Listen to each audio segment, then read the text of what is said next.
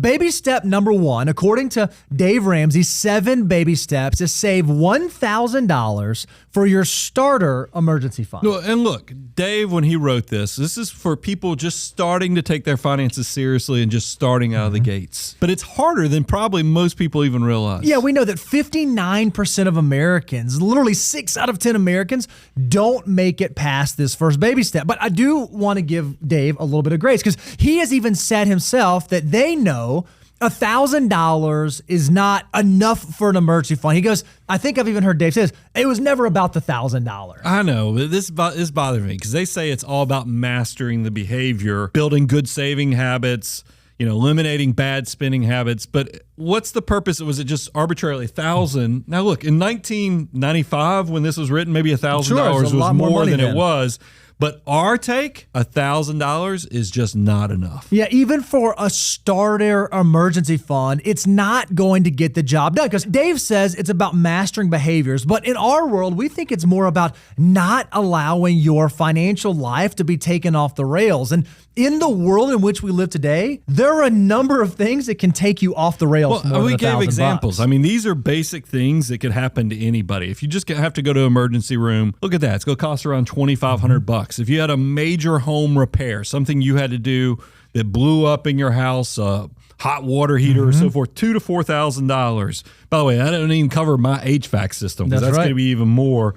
Car transmission, $2,300. If you had an emergency travel, meaning you had to go fly somewhere to go visit somebody in the hospital or even worse, go to a funeral, that's probably going to cost somewhere around $2,000. All those things would leave you making desperate decisions if you only had $1,000 to your name. So if that's the case, this step has to be about more than just behavior. Your emergency fund is a crucial tool, like I said, to keep your life from going into the ditch. So while $1,000 is a way to think about it, a way to start, we think that it should be different. It shouldn't be this one size fits all. When it comes to actually doing this well, we think that the solution should be unique to your unique circumstances and your unique risks. Yeah, and I've seen other systems where they changed 1,000 to 2,000. Sure. But that once again, it's not unique. We think that this is why let's set up the compare and contrast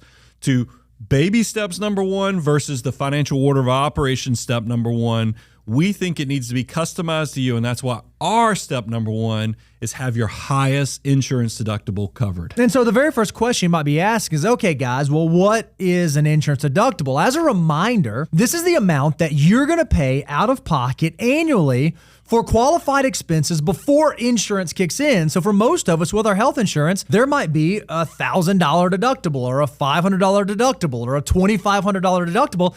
It is very much dependent upon your unique health insurance plan. And you can walk this through all the different types of insurance you need. Again, it needs to be customized to your unique circumstances. This is the part where I know it seems more complicated, but if you think about the fact is, where do bankruptcies come from? People usually file bankruptcy because they're having to make desperate decisions when bad things have happened to them. This step, the way we've designed it, is we've gone through all the catastrophic stuff, the car crashes, the home damage, the health emergencies, this stuff. Plus, it also is now going to force your behavior to where you actually go and account for and go see, do I know what my risks are? What is catastrophic in my life? I think that it's a twofer. Not only do you get to cover these risks, but you also are forced to go and do the exercise of figuring out what protections do I have or what do I need to seek to protect myself from? And that's why we like it being your highest deductible, because if you can cover your highest deductibles, that means that you can also cover all of the other deductibles that are less than that. So it protects you from a wide range of emergencies. And we love that it is custom to you. While $1,000 may be enough for your neighbor, that's not to suggest that it's enough for you. We want to make sure that personal finance is indeed personal for you. And while it is likely going to be more than $1,000, I do think this step is great because it's still small enough that most people can knock it out quickly. In most circumstances, depending on what your highest deductible is, it's not going to take you 6, 8, 10, 12 months to be able to build up that amount of cash.